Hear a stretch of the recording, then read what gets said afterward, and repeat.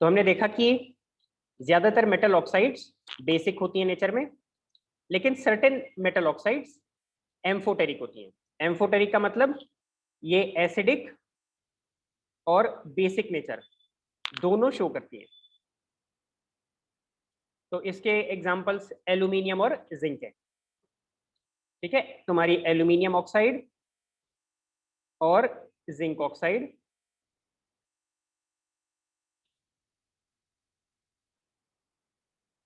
ये दोनों ही amphoteric nature show करती हैं।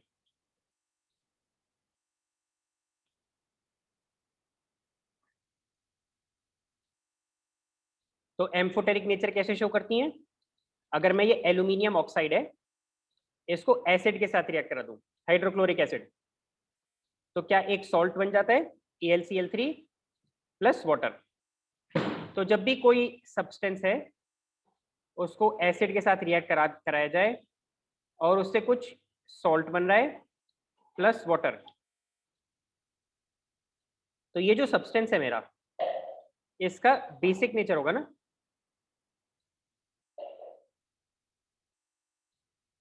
ठीक है, तो यहाँ पे एल्यूमिनियम ऑक्साइड बेसिक नेचर दिखा रहा है क्योंकि एक एसिड के साथ रिएक्ट करके सॉल्ट एंड वाटर दे रहा है।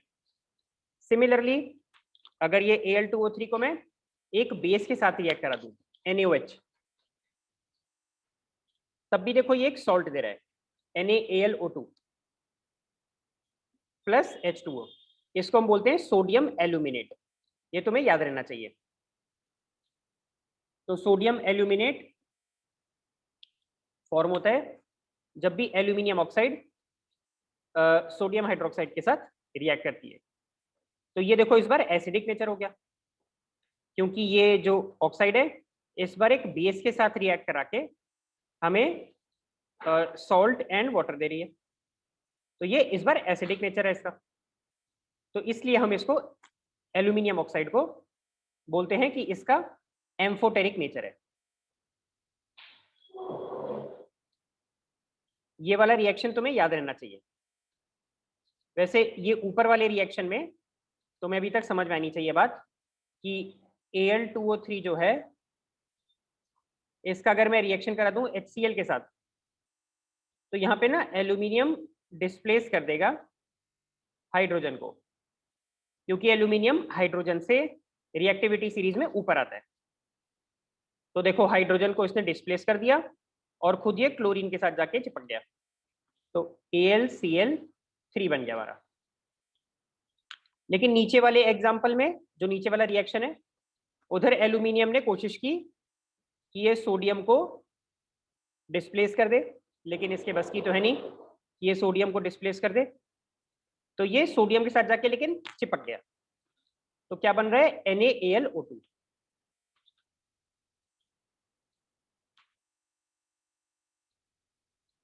फिर मेटल्स को जब भी हम बर्न करते हैं एयर में, तो देखो क्या होता है कि जो मेटल ऑक्साइड्स हैं, अब फर्दर अगर मैं उसको वाटर में डालूं तो वो डिसॉल्व नहीं होती नॉर्मली, लेकिन जो हो जाती हैं some of the metal oxides dissolve in water, और अगर वो वाटर में डिसॉल्व हो जाएंगी तो वो एल्कलाई को फॉर्म करेंगी। ठीक, तो यहाँ पे देखो क्या हो रहा है, Na2O सोडियम ऑक्साइड, इसको मैं वाटर में अगर डाल दूं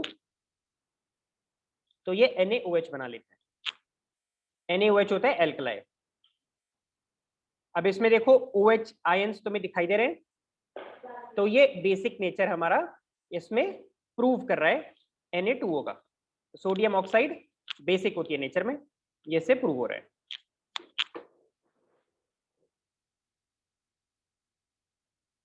फिर यहाँ पे दे रखा है कि अलग अलग मेटल्स होते हैं, ऑक्सीजन के साथ ये डिफरेंट रेट पे रिएक्ट करते हैं। फॉर एग्जांपल जो तुम्हारे सबसे ज्यादा रिएक्टिव मेटल्स होते हैं, मोस्ट रिएक्टिव, जैसे कि सोडियम और पोटेशियम, ये तुम्हारे एयर के साथ बहुत ज्यादा विगरस रिएक्शन होगा इनका। और इतना विगरस रिएक्शन होगा कि ये फायर कैच कर देंगे। तो इस रीजन से हम सोडियम पोटेशियम को केरोसिन में स्टोर करते हैं।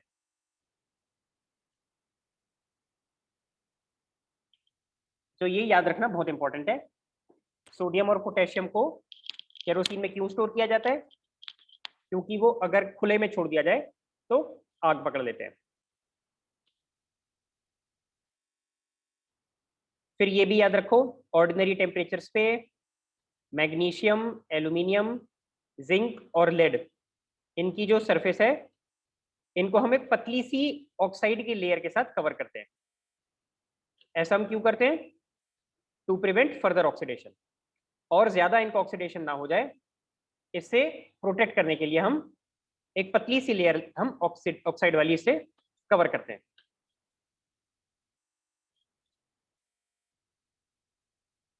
उसके बाद silver and gold do not react with oxygen at all.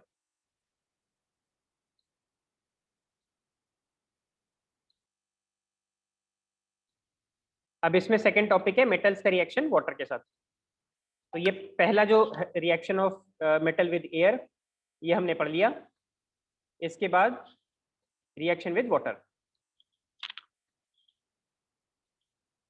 तो मेटल्स को जब भी हम वाटर के साथ रिएक्ट करवाते हैं तो ये मेटल ऑक्साइड और हाइड्रोजन गैस प्रोड्यूस करते हैं। और जो मेटल ऑक्साइड, चलो पहले ये देख लेते हैं। मान लो कैल्शियम मेटल मैंने लिया, इसको मैं रिएक्ट करा रहा हूं वाटर के साथ। तो सबसे पहले ये जो कैल्शियम है ये डिस्प्लेस कर देगा हाइड्रोजन को। तो क्या बन जाएगा? CaO plus H2। तो ये तो पहला रिएक्शन हो गया। अब देखो क्या होगा, ये जो तुम्हारा CaO है ये अभी भी तुम्हारे पानी के अंदर ही है, ठीक है। तो ये जो CaO है, कैल्शियम ऑक्साइड, ये पानी के अंदर ही है, तो ये फर्दर रिएक्शन कर सकता है अभी भी। तो ये और रिएक्ट करता है और ये कैल्शियम हाइड्रोक्साइड बना लेता है।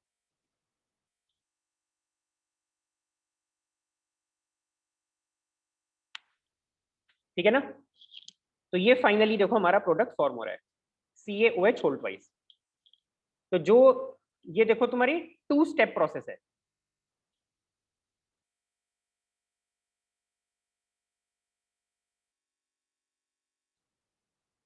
और कौन से 2 स्टेप्स हैं इसमें? स्टेप 1 है हमारा फॉर्मेशन ऑफ मेटल ऑक्साइड, उसके बाद है फॉर्मेशन ऑफ मेटल हाइड्रोक्साइड।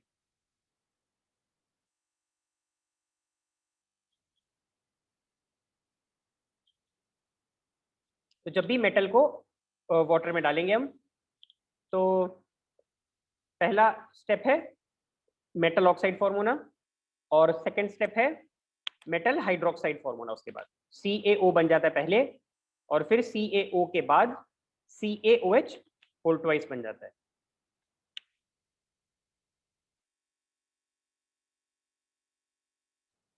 अच्छा, एक चीज ये ध्यान रखो, ये भी इंपॉर्टेंट है तुम्हारा, कि सोडियम जो होता है ये जब वाटर में हम इसको डालेंगे तो पहले तो देखो Na2O बनेगा, ठीक है ना। पहले सोडियम ऑक्साइड बनेगी, उसके बाद सोडियम हाइड्रोक्साइड बन जाएगी। अब ये जो सोडियम हाइड्रोक्साइड बन गई प्लस हाइड्रोजन गैस भी रिलीज होगी, और ये सोडियम क्योंकि बहुत ज्यादा रिएक्टिव मेटल होता है तो बहुत ज्यादा एनर्जी रिलीज होगी इसमें। तो ये जो एनर्जी रिलीज होती है,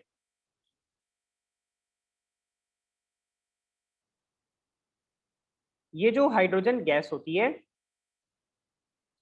इसको इतना ज्यादा एक एनर्जी देती है कि वो फिर आग पकड़ ले। ये तो मैंने पिछली क्लास में बताया था कि हाइड्रोजन एक फ्यूल होता है और इसकी बहुत हाई कैलोरीफिक वैल्यू होती है, इनफैक्ट हाईएस्ट कैलोरीफिक वैल्यू होती है।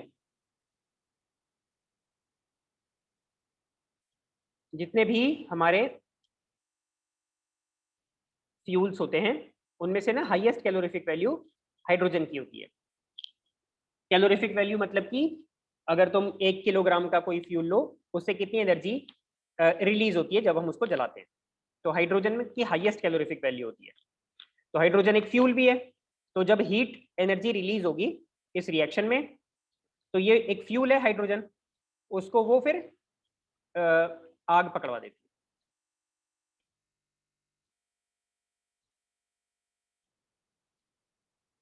तो यहाँ पे हमने देखा कि जो सबसे रिएक्टिव वाले जो मेटल होते हैं, जैसे कि सोडियम, पोटेशियम, यहाँ पे किसका एग्जांपल डिस्कस कर रखा था, सोडियम का। ये तुम्हारा कोल्ड वाटर के साथ ही रिएक्ट कर लेता है और इससे इतनी हीट निकलती है कि जो हाइड्रोजन रिलीज होती है वो फायर कैच कर लेती है। तो ये मोस्ट रिएक्टिव मेटल की हम बात कर रहे थे। अब हम इससे थोड़ा सा कम रिएक्टिव मेटल की बात करें, कैल्शियम की। तो कैल्शियम भी कोल्ड वाटर के साथ रिएक्ट कर जाएगा, लेकिन तुम्हारा H2 does not catch fire. इसको समझना आसान है, इसमें इतनी ज्यादा हीट रिलीज नहीं हो रही है, तो कैल्शियम तुम्हारा इतनी हीट रिलीज कर ही नहीं पा रहा कि हाइड्रोजन को वो फायर कैच करवा दे। अब और लेस रिएक्टिव मेटल की अगर हम बात करें, अच्छा यहाँ पे एक और चीज याद रखो, ये जो रिएक्शन होता है जब हम कैल्शियम को वाटर में डालते हैं, तो कैल्शियम ऊपर की तरफ ना फ्लोट करने लग जाता है, पानी की सरफेस पे फ्लोट करने लगता है। और ऐसा क्यों है, क्यों फ्लोट करता है? क्योंकि जो हाइड्रोजन की बबल्स हैं वो उसको ऊपर की तरफ ले आती है। हाइड्रोजन बहुत ही लाइट हल्की गैस होती है, तो इस वजह से हम उसको सॉरी इस वजह से वो कैल्शियम को ऊपर की तरफ पुश कर देती है, लिफ्ट कर देती है। फिर हम रिएक्टिविटी सीरीज में और भी कम रिएक्टिव मेटल की अगर बात करें, जैसे कि मैग्नीशियम की मैं बात करूं, तो मैग्नीशियम इस बार सिर्फ हॉट वाटर के साथ रिएक्ट कर पाएगा, मतलब कि हमें और ज्यादा उसको एनर्जी देनी होगी, उसके बाद ही वो रिएक्ट करेगा। फिर उसके बाद देर और लेस रिएक्टिव मेटल्स, यहाँ पे दे रखा है एल्यूमिनियम, आयरन, जिंक, ये सिर्फ स्टीम के साथ रिएक्ट करेंगे।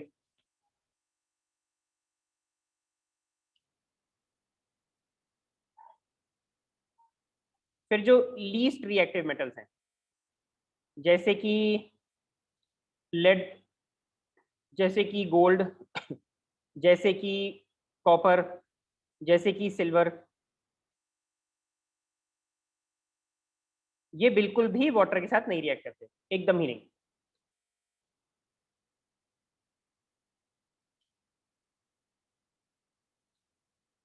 तो तुम्हें ना ये ऑर्डर याद रहना चाहिए, क्वेश्चन तुम्हारा आ सकता है एग्जाम में कि मैग्नीशियम जो होता है वो हॉट वाटर के साथ रिएक्ट करता है या स्टीम के साथ में। तो तुम्हारा इस टाइप के क्वेश्चन आ सकते हैं।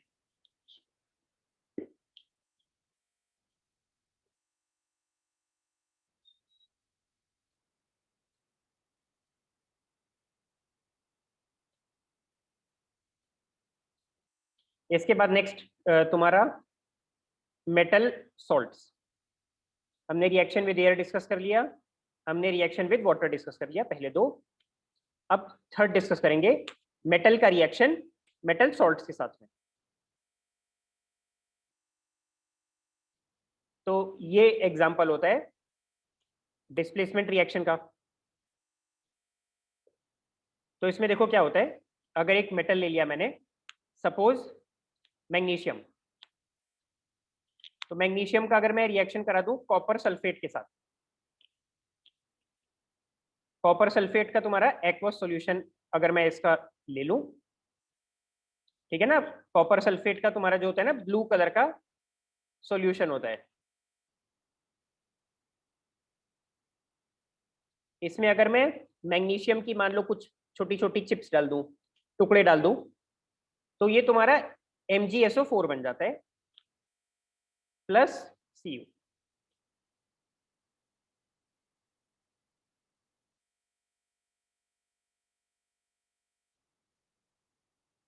समझ आई बात?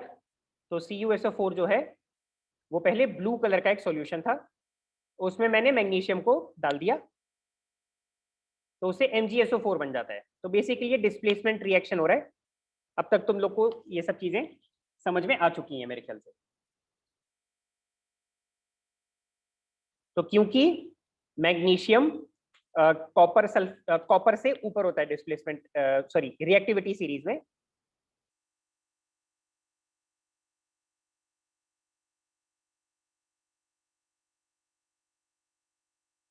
क्योंकि ये कॉपर से ऊपर होता है तो ये डिस्प्लेस कर देगा कॉपर को।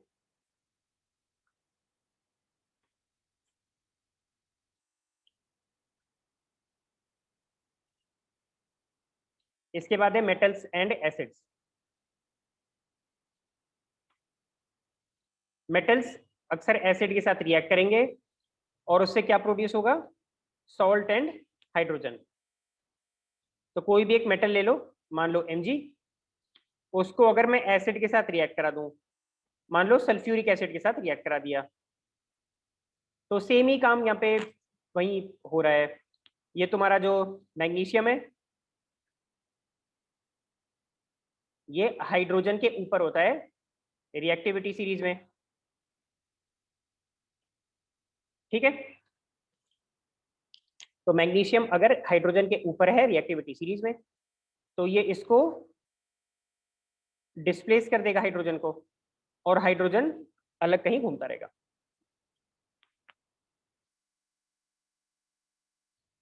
तो ये सिंपल प्रेडिक्टेबल रिएक्शन।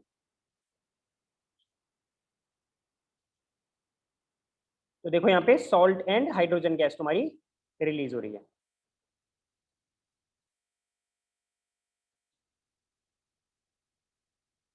अच्छा, एक ये इंपॉर्टेंट एक्सेप्शन है, इसको याद रखना है तुम्हें,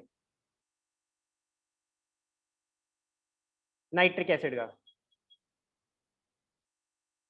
हमने अभी देखो क्या डिस्कस किया कि कोई भी अगर मेटल होता है, मान लो मैग्नीशियम, उसको मैं अगर H2SO4 के साथ रिएक्ट करा दूं, चलो मैग्नीशियम के अलावा मैंने चलो इस बार आयरन ले लिया, तो ये FeSO4 बन जाएगा प्लस H2 गैस रिलीज होगी। मतलब कि ये बताना चाह रहा है मेटल प्लस एसिड, इससे ना H2 गैस तुम्हारी एक प्रोडक्ट होता है जो कि रिलीज होता है, हाइड्रोजन गैस, ठीक है।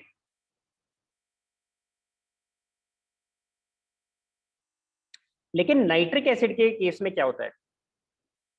अगर मान लो मैं नाइट्रिक एसिड का करवाता हूं तो रिएक्शन, मान लो Fe प्लस नाइट्रिक एसिड,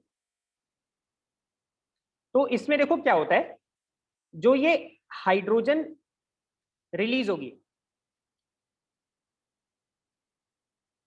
अब ये ना तुम्हारी हाइड्रोजन जो है ये अभी भी नाइट्रिक एसिड के अंदर ही रहेगी।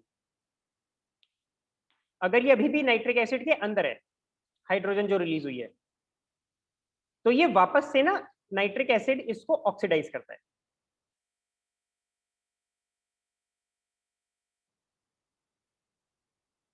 ये ऑक्सीड अगेन तो मैंने गलत लिख लिया, ये जो नाइट्रिक एसिड है ये इस हाइड्रोजन को ऑक्सीडाइज करता है। कैसे?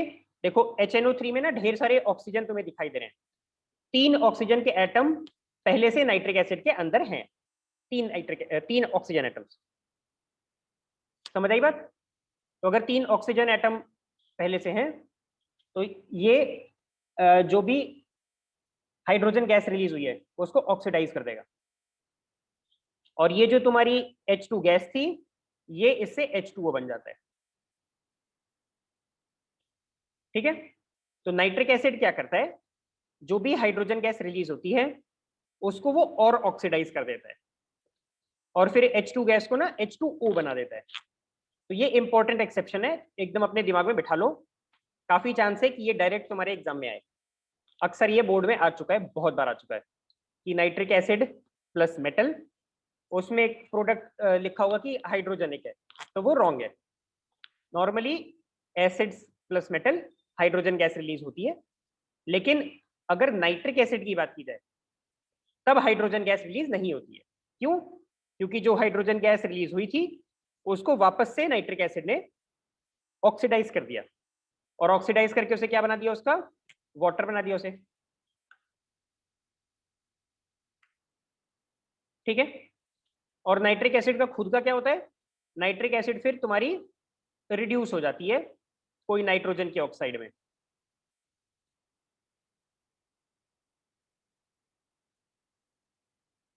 अच्छा, अब इसके एक्सेप्शन के अंदर एक और एक्सेप्शन है।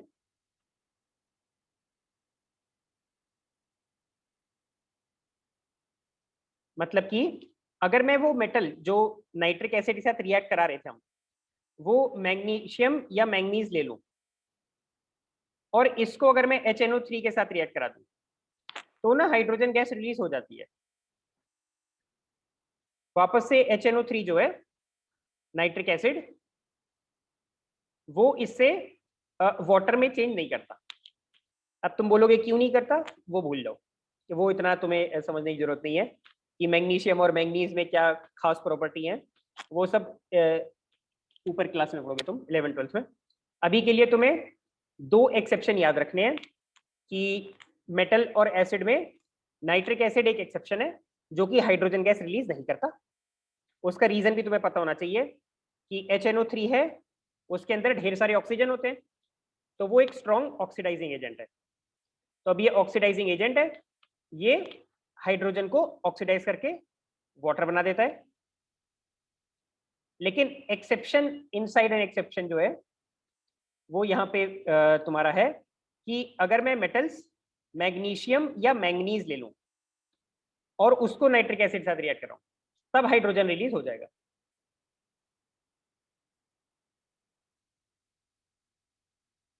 तो तुम्हारा ये नाइट्रिक एसिड वाला पार्ट इंपॉर्टेंट है, इसको तुम्हें याद रखना होगा।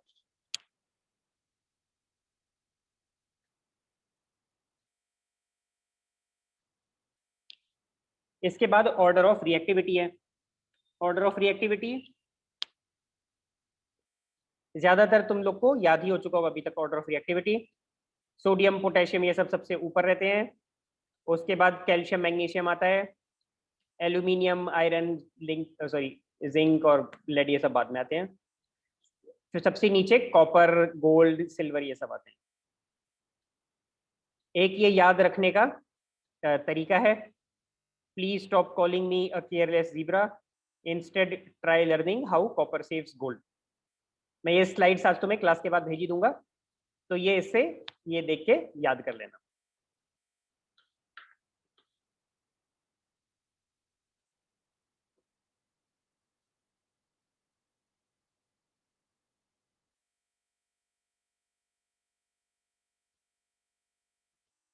अब इस चैप्टर का लास्ट पार्ट हम पढ़ेंगे, आयनिक कंपाउंड्स।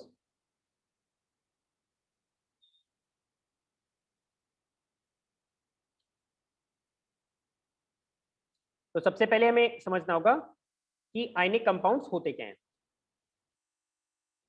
आयनिक कंपाउंड्स ऐसे कंपाउंड होते हैं जिनमें दो चार्ज्ड पार्टिकल्स आकर साथ में कंबाइन होते हैं। एक के पास होता है पॉजिटिव चार्ज, एक के पास होता है नेगेटिव चार्ज। तो देखो क्या होता है, सोडियम तुम्हारा जो मेटल होता है उसके पास 11 इलेक्ट्रॉन्स होते हैं।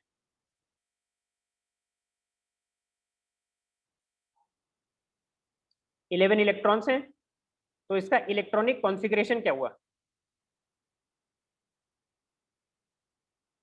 इलेक्ट्रॉनिक कॉन्फ़िगरेशन हुआ A281। ठीक है। इसके बाद मान लो मैं क्लोरीन की बात करूं, क्लोरीन के पास 17 इलेक्ट्रॉन्स होते हैं, तो इसका इलेक्ट्रॉनिक कॉन्फ़िगरेशन क्या हुआ,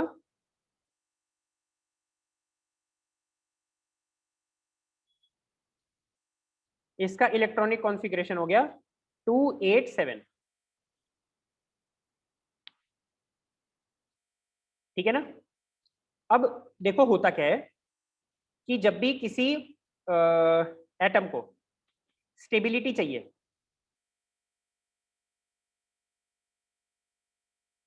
जो आउटर मोस्ट शेल है उसमें 8 इलेक्ट्रॉन्स होने चाहिए।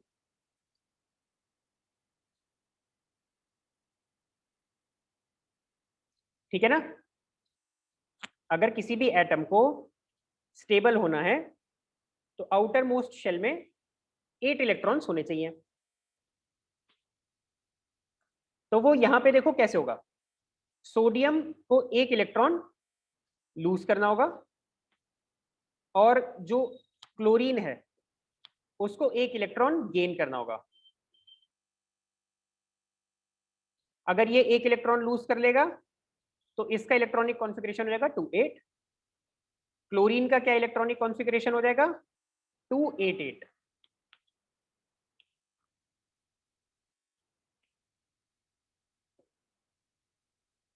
ठीक है, ये पहले 2-8-1 था।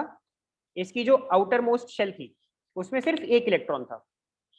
तो सोडियम क्या करेगा, इस ये जो 1 इलेक्ट्रॉन है इसको लूज कर देगा और लूज करके ये 2-8 इसका इलेक्ट्रॉनिक कॉन्फ़िगरेशन हो जाएगा। उसी तरह से नीचे यहाँ पे क्लोरीन है। क्लोरीन की आउटर मोस्ट शेल में कितने इलेक्ट्रॉन्स हैं, 7। तो ये जो 7 इलेक्ट्रॉन्स हैं इनमें से ये एक और इलेक्ट्रॉन ना एक्सेप्ट कर लेगा, गेन कर लेगा। तो आउटर मोस्ट शेल इसकी क्या हो गई 2-8-8। ठीक है, सॉरी मैंने गलत बोल दिया, इलेक्ट्रॉनिक कॉन्फ़िगरेशन हो जाएगी 2-8-8। आउटर मोस्ट शेल में 8 इलेक्ट्रॉन इसके हो गए, 8 इलेक्ट्रॉन्स। तो ये भी स्टेबिलिटी अचीव कर लेगा। 8 इलेक्ट्रॉन्स को हम बोलते हैं ऑक्टेट। ये तुम्हें याद रखना होगा।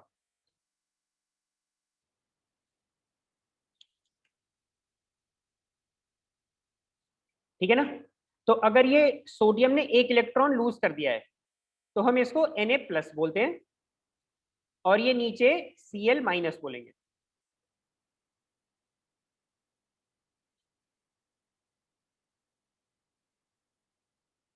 समझ आई बात?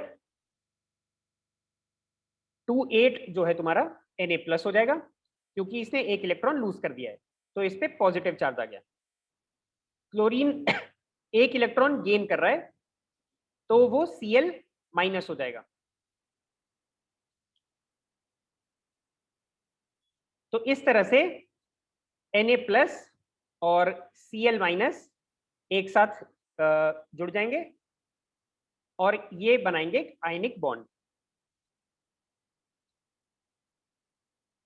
ठीक है, Na+ और Cl-, ये तुम्हारा एक आयनिक बॉन्ड बन गया।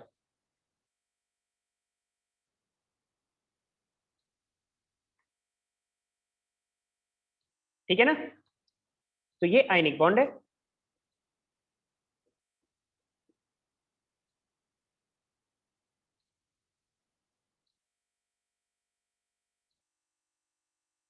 तो अब आयनिक बॉन्ड की ना देखो खासियत क्या होती है। आयनिक बॉन्ड में strong electrostatic forces of attraction होती हैं। ये इसको याद रखो, बहुत इंपॉर्टेंट है। जब भी आयनिक बॉन्ड होते हैं तो इनमें ना देखो चार्ज पार्टिकल्स हो गए Na+ और Cl-, इन दोनों में देखो चार्ज है ना, तो ये एक दूसरे को स्ट्रांगली अट्रैक्ट करेंगे।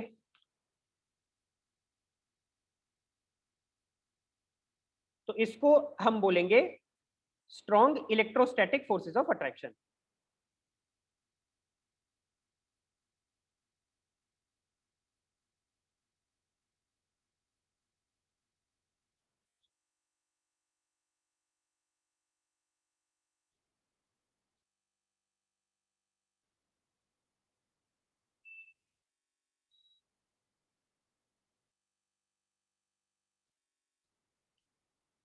ये तुम्हें याद रखना बहुत इंपॉर्टेंट है। आयनिक बॉन्ड्स में strong electrostatic forces of attraction होती हैं। मतलब कि जो चार्जेस हैं एक दूसरे को बहुत टाइटली, उनकी वजह से ये एटम्स बाइंडेड होते हैं एक दूसरे से। तो आगे बढ़ते हैं। अच्छा, इसको दिखाया इस तरह से जाता है। तुम्हारा देखो यहाँ पे सोडियम है। पहले मैंने सोडियम एटम लिखा, इसके साइड में मैंने क्लोरीन एटम लिख दिया। अब होगा क्या, जो सोडियम का एक इलेक्ट्रॉन है वो मान लो मैंने कुछ यहाँ पे इस तरह से बना दिया, यहाँ पे सोडियम का एक इलेक्ट्रॉन। फिर क्लोरीन के देखो मैंने 7 इलेक्ट्रॉन्स बना दिए, यहाँ पे 2, 4 हो गए, 5, 6, 7, ठीक है ना। क्लोरीन में देखो टोटल 7 इलेक्ट्रॉन्स हैं।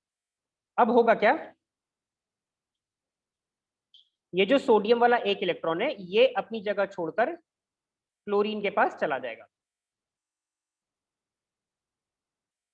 तो ये ओवरऑल हमारा सोडियम क्लोराइड बन गया, ये हमारा आयनिक बॉन्ड हो जाएगा।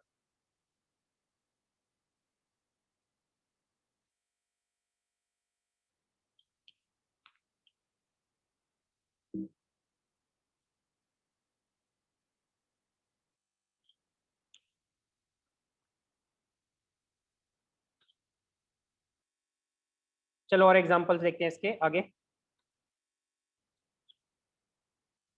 फिर अब मान लो मैं मैग्नीशियम की बात करूं, मैग्नीशियम के पास तुम्हारे 12 इलेक्ट्रॉन्स होते हैं। तो इसका इलेक्ट्रॉनिक कॉन्फ़िगरेशन क्या हो गया, इसका इलेक्ट्रॉनिक कॉन्फ़िगरेशन हो गया 282।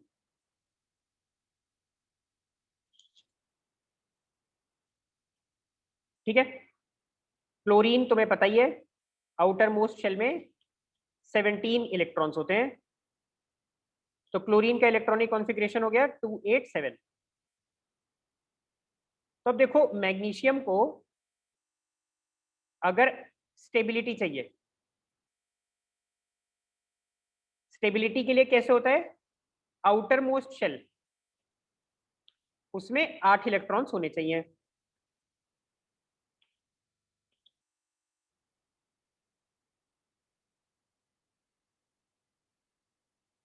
ठीक है ना।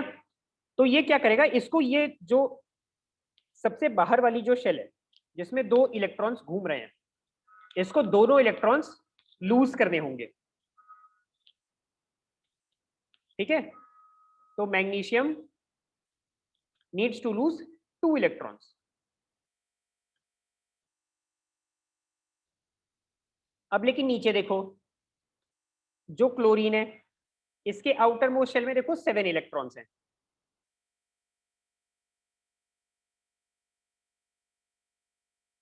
तो अगर बाहर वाली शेल में 7 इलेक्ट्रॉन है तो इसको सिर्फ 1 इलेक्ट्रॉन की और जरूरत है।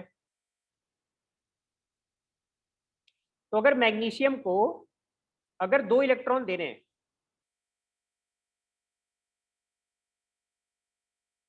तो मैग्नीशियम को 2 क्लोरीन एटम्स चाहिए होंगे। समझ आई बात। अगर मैग्नीशियम को 2 इलेक्ट्रॉन्स लूज करने हैं तो उसको 2 क्लोरीन एटम्स ढूंढ के लाने होंगे